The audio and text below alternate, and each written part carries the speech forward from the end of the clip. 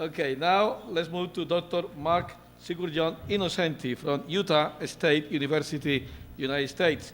Dr. Mark is an associate professor of psychology at Utah State University, director of the Research and Evaluation Division of the Center for Persons with Disabilities, a university center of excellence for the development of people with disabilities. He has over 25 years of multidisciplinary work with children at risk and with disabilities and their families. He has coordinated a series of research, including a longitudinal study of 10 years on the effects and costs of early intervention with children with disabilities, and a project of literacy support and bilingual early language and literacy support BELLS. He is currently co-researcher at the National Children's Study in Cache County? Cache County. It's French, okay, Cache. A national and longitudinal research project on health and child development, which will form the groundwork for health guidance, interventions, and policies for future generations. He has also been devoted to investigating outcomes of the Head Start program in families and children in hazardous environments, which were attended in their early childhood by the program. His current research focuses on developing curricula and evaluation assessments for home visitations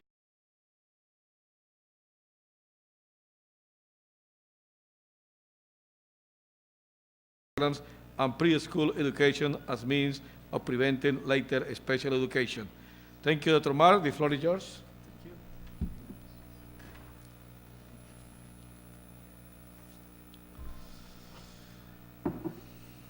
Good afternoon. I'd like to thank everybody who's here this afternoon. It's always hard after lunch to come back and get serious and pay attention. I'd like to thank the sponsors too, NEV, for having us come and do this presentation, and for the opportunity to come to Brazil. I have never been to South America before. This is my first trip. And I really enjoy coming to international conferences and learning about what's going on in many, many different places, and to people's perceptions on what happens and their attitudes about doing intervention with kids. Just quickly, I wanted to kind of give a little overview of my home visiting history. And I've been involved with a number of different kinds of home visiting projects in the past. In the United States, they have these Part C programs, which are for infants and toddlers with disabilities. Early Head Start, which is been a program that's been going on for quite a long time in the United States. I've worked with community-developed home visiting programs where people pick kind of different services that they want to provide and provide what they think is appropriate for their communities. Right now in the United States, there's an evidence-based home visiting project that is occurring across 17 different states. Utah, the state I'm in, is one of the states, and we're involved, and that's a mix of Healthy Families America and Nurse Family Partnership primarily being evaluated there. And then I've also been involved quite a bit in developing a model of home visiting with supporting measures with my colleague, Lori Rogman, who's going to present tomorrow a little bit on the model that we've been working on. Although I would love to talk about it, I'm going to save that for her. So moving along like that. One of the things I want to do by kind of showing you this list of things I've been involved with is to just re-emphasize the point that home visiting happens in a place, it happens in homes. It can represent many different kinds of services. And I just wanted you to, you've probably heard that before, but I wanted to kind of re-emphasize that the home is a place, and what you do in the home varies depending on what you want to see for outcomes. What I've been asked to talk about was when I was placed on this panel on innovation. In considering the different topics to talk about innovation, one of the things that strikes me that's going on in the United States especially, and this is, my example is going to be a little bit of a United States-centric example, but I think it's relevant in that it shows some of the positive things and some of the negative things that come between policy and evaluation and innovation, and kind of some of the threats that are out there, and some things I think people can think about as they develop their own programs, as you develop programs in different places. So I am going to kind of focus on some things that are going on in the United States right now, hoping that you can take out of that some of the examples that would have an impact on your programs. And these are just the 4 questions that I was going to kind of focus on as part of it. What's the evidence for home visiting models? Again, this is primarily within the United States. How does the evidence affect practice in the United States right now? What's the role of innovation within this evidence-based practice movement? And how can data support innovation? So those are the 4 questions I'm going to attempt to answer right today. I'm not sure how much this idea of evidence-based practice has kind of spread throughout the world, but it's a very big issue in the United States. Let me begin by saying, personally, I believe all evidence has value. That from very basic, straightforward kind of studies, from just asking people qualitative questions, all the way to doing randomized designs, each of those processes, each of those kinds of studies gives us information that we can use to improve the programs we work with. So there's very different kinds of evidence that's out there. They're all good. But what's happened in the United States quite a bit, and I've been involved in this movement for a period of time, is that the focus has really been on kind of the highest levels of evidence. So what is the most rigorous evidence that can tell you most about cause and effect? So what draws the most direct lines? And as part of that, what it does, in effect, is it somewhat discounts some of the evidence that's already out there and only takes what could be the best, what you might consider the most rigorous evidence. And again, you lose something when you do that. You lose what you get from some of the other evidence bases that are out there. But it does kind of focus you on a certain step. And again, it's kind of an issue. And really, I've got the definition. It's really systematic empirical research is really what it's talking about. And it's not an issue that's without problems in that there are questions out there about how much evidence do you need? How much evidence is enough to say something is really strongly supported? 1 study, 2 studies, 4 studies? What kind of studies make a difference? Do qualitative studies count? There's lots of different issues like that. What standards of evidence, again, goes into how many, what kind. A question, a very practical program, it was once you know that something is evidence-based, is it something that programs can actually implement? Is it something that people can do? Does it cost too much? Is it something that costs so much that we couldn't possibly do it, even though it has a big effect? So some of the questions. And then the other one, right now, what we're seeing quite a bit of within this whole evidence-based realm is that different organizations are identifying the evidence, what constitutes evidence differently. So what one group says is evidence-based, another group might say is not evidence-based. This is kind of the framework for what's going on quite a bit in the United States, not only in home visiting, but in education in general, in medical practice, very much across the board in almost any area where people are providing interventions to other people. It's being questioned very carefully. And if you don't have it going, maybe you're better off in some ways. I mean, hard to say.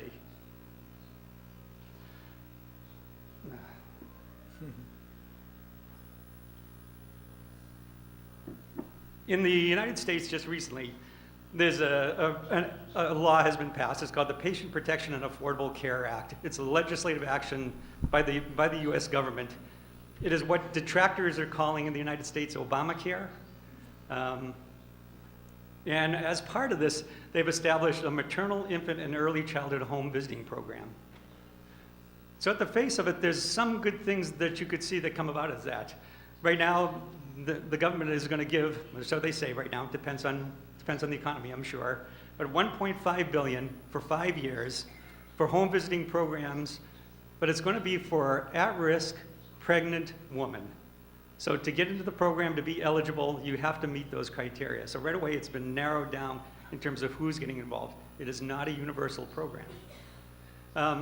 The other thing that's come out of it is that they've said very clearly that 75% of the money, 75% of the funds must be used for home visiting program which meet their criteria of evidence, that they're effective.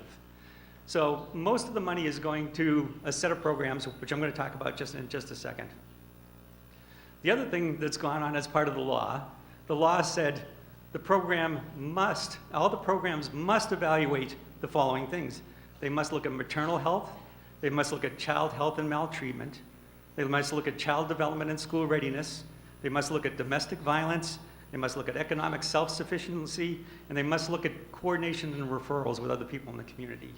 And within each of those categories, they've defined indicators that have to be looked at. So all programs, regardless of what your program is, you have to measure those things. And so it sets kind of a framework for what needs to happen. So here we go, we have a law, and then we need to look at what programs are going to be acceptable. And so what happened is there has been a review of the literature called the Home Visited Evidence of Effectiveness Review. It's by this group, it's called HOME-V is the short name for it. It was conducted by Mathematical Policy Research, which is a big research group in the United States, under a specific contract from the United States Department of Health and Human Services. And they were given a goal, very specific goal of reviewing the home visiting research literature, assessing the evidence for home visiting programs for pregnant women and children 0 to 5. And it was a very open review. It was a well-done process. I would encourage people that are interested to go and look online. You can read about it. You can read about all the programs that they reviewed. They have information on all the research studies they reviewed. They did an open call to the public and asked for information to be presented. So they have been very good in the process that they followed. What happened as a result of this is they went through the research literature and they used a research criteria. And they started by narrowing the programs that exist in the United States or that have evidence down to 11 programs based on a point system, basically on how much research is out there and what the quality is. And then they applied this criteria which was developed by the U.S. Department of Health and Human Services, which is consistent with what's going on kind of in our government, that to be eligible to be considered as an evidence-based program, you have to have at least one study of high or moderate quality, which means that it had to be a randomized design or very strong quasi-experimental design study, and you had to find statistically significant impacts in 2 or more of the domains, the areas that we looked at, that we want to see outcomes in. Or at least 2 studies where you find 2 high or moderate quality studies where you find impact in at least one of the domains. So in each of the studies you'd find, so if it was child development, this model did different studies, and in 2 of them they came up with child development gains. And what they did in the end is they came out with 7 models, only 7 models that they considered effective. And these are the only models that we can use as evidence-based models in the United States. What I'm going to show you quickly is what the models are and what the categories they found. And so what I've done is, across the top, on this one it's Early Head Start, Family Checkup, Healthy Families America, and then down the side of the different areas, child development, parenting, child health, maternal health, economic self-sufficiency, child maltreatment, violence, and crime. And the stars indicate areas where they said there was an impact. So with these 3 models, you can see the areas where they had impacts. The other 4 studies to make up the 7 that they found were Healthy Steps, HIPPY, and if you want the full name, I'll have to think about it for a while. The Nurse-Family Partnership, and Parents as Teachers. All of these are pretty well-known home visiting models in the United States. And again, the stars indicate the areas where there were impacts, where there were significant impacts, according to this review. So just kind of putting it all together, the summary of it, in terms of what they looked at, was they found most of the impacts were in child development, which is good. It's good that I think child development and parenting came up as the 2 big outcome areas. It's a very positive thing. A lot of the programs are focused on having children do well, and working with parents on their parenting is very important to children doing well in the long run. As you can see, pretty much they found 20 different effects, 20 different positive outcomes in child development across 6 different programs. All the programs measure that. In parenting, they found 14 different effects across 6 programs again. Everybody measures it. But what you can see as you go down the list is child health, 7 outcomes in 3 programs. Some people are not even measuring it.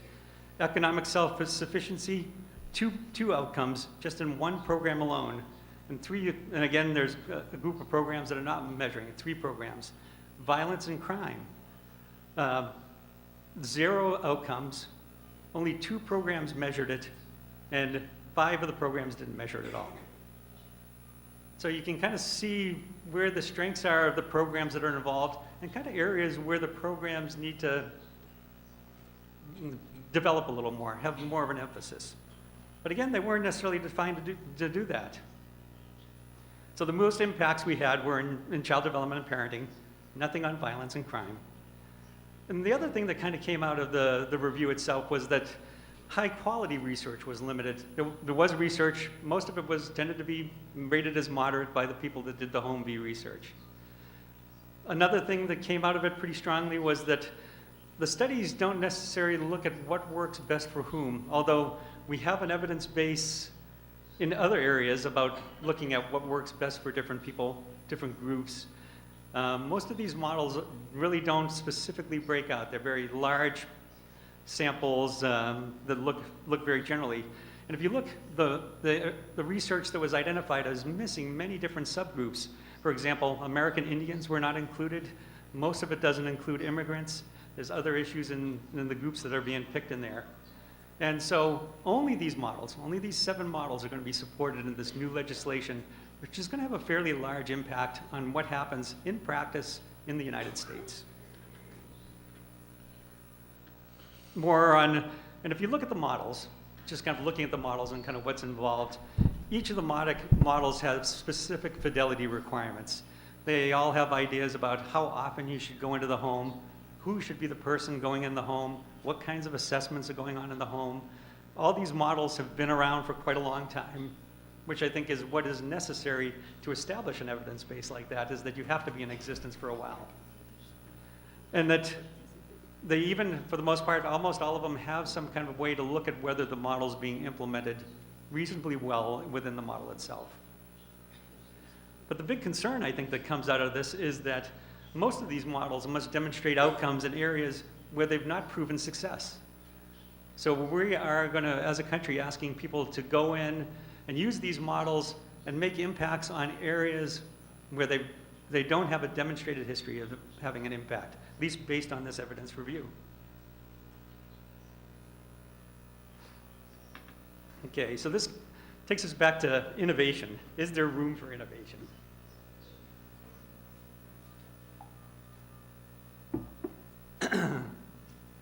So if we have this case where not all models make all impacts, how do we impact other outcomes? And just some examples where innovation might be necessary. Intimate partner violence. The crime and violence was not demonstrated in any of them. In a recent issue of Family Violence Prevention and Health Practices, the entire issue, spring 2011, this year, was dedicated to reporting home visiting strategies that may be useful in decreasing intimate partner violence. How do we add that into models that already exist? Most of the models that we're talking about were developed for urban, suburban areas. How do we implement these models in rural areas? Large parts of the world are rural. So if we're going to do these models, how can we take something that's developed for a more urban kind of situation and use it in an area where there's fewer people? How can we take these models and do that? There are a number of reports out there that parents aren't getting the full dose, the amount of services that the model represents. Many of these models are either 3-year models or 5-year models where people would be involved for the whole time. There's quite a bit of evidence suggesting that parents aren't staying for that long a period. My colleague, Lori Rogman, did some research in Early Head Start. For the most part, people were staying in Early Head Start for only 1 year. So is 1 year enough? Is that enough of the program to have an impact? In some of my conversations with some of the program offices of some of these other models, we had talks, we were developing some evaluation research to go along with it, asking about what they're expecting for turnover in the programs, for attrition. Most of them were telling us about 1 year, in 1 year's time, about half of the people were going. So 50% attrition in a year's time. And these are a concern if the model is supposed to be supportive across a long time period. Is it going to work? Is it going to work if people are only staying a shorter time period? How do we know what's going on there? Many of the models were developed long ago.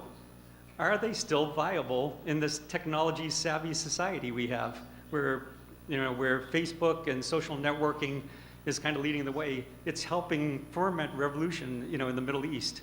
People are very much in touch with different ways of getting in touch with each other. How do we use this network to kind of, can we use it in rural areas? Can we use it with anybody? Bob Bradley, who is one of the developers of the HOME instrument for looking at home environments, is working right now on kind of how to look at different kind of applications to impact mothers at home. So there's a number of questions about innovation that are only some. Other things where we need innovation, I believe, are how can we begin to address this question of what works for whom? If you look at even in the research that's there, models that find outcomes in one area, in one study, are not repeated in another study. Why? Why is that? Why does it work sometimes and why does it not work other times? What is going on underneath the model to really know what's happening there? You can also look at the issues of targeted intervention. Would targeted interventions be more effective for certain groups? There's quite a bit of research literature out there that short-term, for example, the short-term interventions can work to increase parent sensitivity when they're developed, when babies are young. Should we think about models as opposed to one model doing all these things, as kind of Deb Darrow talked about, having multiple models that will work together in maybe a different kind of ways? Are there ways to work the larger community into our efforts? An example is the Positive Parenting Program, which is called the Triple P Program, which is out of Australia, actually. But it includes a universal population level strategy. So wherever they go, the entire community is involved at some level in information on parenting. They use TV, radio, to kind of get people interested, and then they have levels of intervention underneath that. And it's interesting to note that in the Triple P model, they have shown statistically significant findings with substantiated child abuse, child maltreatment outcomes. And those are reports to the local agencies about maltreatment. Other studies talk about maltreatment, but it's only when there really has the data to look at over a population level what's going on. Thank you. See, I wasn't paying attention there. Thanks. So there's plenty of room for innovation. Now, the question I would present back to you is kind of what supports innovation? How do we get at this innovation? How do we know what we're looking at? And this is a model. We call it a theory of change when we use it with the programs we're working with. And we want programs to think about, what is involved in change? How does change happen? And this is a very simple model. People also call this a logic model. But essentially the parts of it, you have to define what are your program services. So what is the big picture of program services? What are the effective strategies? So what are the strategies you're going to ask the home visitors who are going into homes to do? So what is it that they're going to do? And what are your goals? What are your outcomes that you want to see? Excuse me. And within each of these, you should be able to identify and or measure, a little both what your services are, what they look like, so you know whether people are getting them, what your home visitors should be doing, and what your program goals. And again, I think we've made good progress over time to really develop programs that look at all these things. But then I think when you look at the role of innovation and how innovation comes in, it really comes into this other box I think we need to think about a little more, which I call the process box. Long ago in the literature around home visiting, there was a lot of discussion about what happens in the homes being a black box. That home visitors go into a home and we as the people on the outside have no idea of what's happening in the home. And I think the move in kind of putting in this process into this whole theory of change is to be able to look at it. And I think if you take the example of the intimate partner violence and the literature that was presented just recently, if you look at what they were saying in the journal issue, they were talking about services that you would be provided. It would be kinds of training that the home visitors would get. It would be a kind of certain skills you would try to provide. These skills they would try and use in the homes. But then the thing that really seems to be missing is how do they actually go and use them when they're in the home? What's kind of the process involved in that? And so one of the things that gets talked about is home visitors are uncomfortable talking about partner violence. That's the case. Can we look at what goes on in the home to see how they're doing it and when they're doing it more and when they're doing it less? Can we look at kind of what's going on as part of the process to support it, to support whatever we want to see, whether it's parenting skills or child outcomes or health outcomes? we really need to kind of take a look a little bit more about what's happening at the process level, because I think what we're going to see is that we have these big models, and the change is really going to come in the way the home visitors do their business, do their work. And so that's really where we need to, I think, as a field, as people moving forward in this field, to get a better handle on what's happening, how does that support innovation. In terms of what guides innovation, I'm just going to throw out a few suggestions which I think really do help guide. One is supervision. Supervision is clearly necessary. In the United States, the focus has much been on reflective supervision, which is a very specific kind of technique. It's a very good technique. But I really think in some ways there needs to be a move beyond reflective supervision, which is kind of discussing the situation in detail, kind of learning about what's going on, to using some observation data, some feedback data to loop back into what's going on again. So not only are you talking about supervision from the perspective of the supervisor and the home visitor, but also with some information that's been collected from the parent, from somewhere else, about what's happening, what's the process that's going on, so what's involved there. And again, the information part of it is kind of the key. And assessing outcomes is, we have a lot of assessment information for outcomes. We assess outcomes relatively well. They vary a little bit. We do some better than others. Some of the reasons why I think we find child development and parenting outcomes a lot is that we have good measures of child development and parenting. So we find outcomes there. When our measures are better, we're more likely to find it. But with the implementation stuff, it's really what are practitioners doing on their home visits, what's going on. And I think there's a number of ways to get at it. It doesn't have to be an elaborate kind of strategy to look at that. It can be self-report checklists. People can get done with what's going on. We've got a checklist that we've been using that works very well. Home visitors just rate what went on, and sure enough, it gives a lot of information for the supervisor about what's happening. Parent feedback. Can you ask parents just simple questions about what happened during the home visit that they would take and they wouldn't necessarily give it back to the home visitor. They could mail it in. They could text it in on their phone. You could send them a text message and find out. But did they walk away with the things you want the parent to walk away from? Observations. Observations are great if you can do them. We recommend it at certain intervals with a lot of the programs we work with, and we have systems built in for doing observations. Video. Video is probably one of your most powerful tools that you have out there.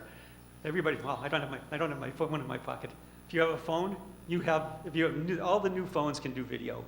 The little flip camera phones do video very well. It's easy nowadays to do video, and in the US anyway, people are much less sensitive about doing video than they might have once been.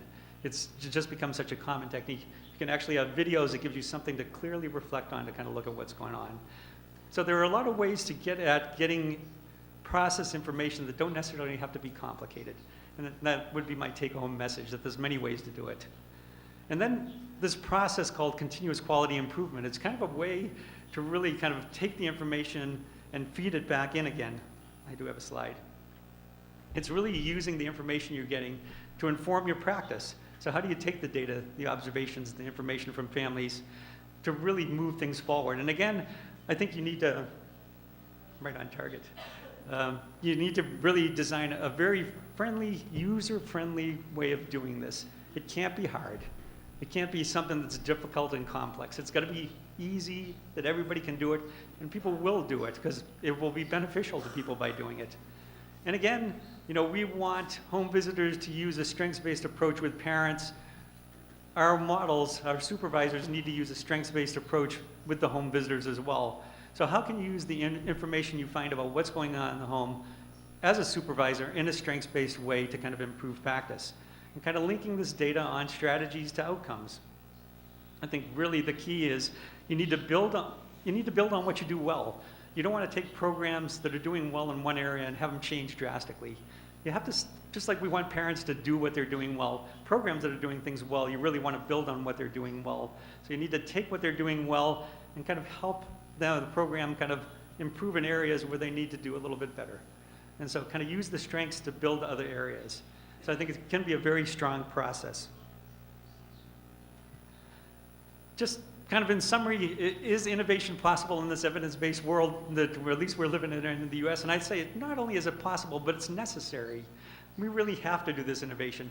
We're going to be asking programs to do things that they haven't done well or haven't done at all. And unless we're innovative and come up with innovative ways to do it, we're not going to see the outcomes we want. We're not going to go in the direction we need.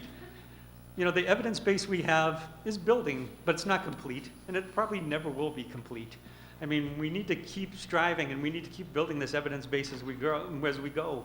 We really needed to look at answering our unanswered questions, and it's a, you know, and I'm a strong believer in having data to help support what goes on, but it's kind of the process of how we get the data and how we use the data. So just a quick summary, here's the answers to my 4 questions. What's our evidence base? What's the evidence for home visiting models? It's growing, but there's still many, many unanswered questions. How does it affect practice in the United States? It's going to directly affect practice. This will all take effect in this year, later on in this year. So it's directly affecting. We have no idea what the impacts are. And you know, the impacts to ask programs to do things they haven't been done and prove that they can do them, it may not be a good impact. It may be a very good impact. It may not be. It's unknown at this point. What is the role of innovation within evidence-based home visiting? It's really needed. It's really key to moving the whole process forward. So we need innovation more and more all the time. And how do we get there? How do we support innovation? We have to think of ways, sometimes clever ways, I think, to get data regularly on the process to test innovation, to improve and expand models that are out there. So that's the way we need to go, I think.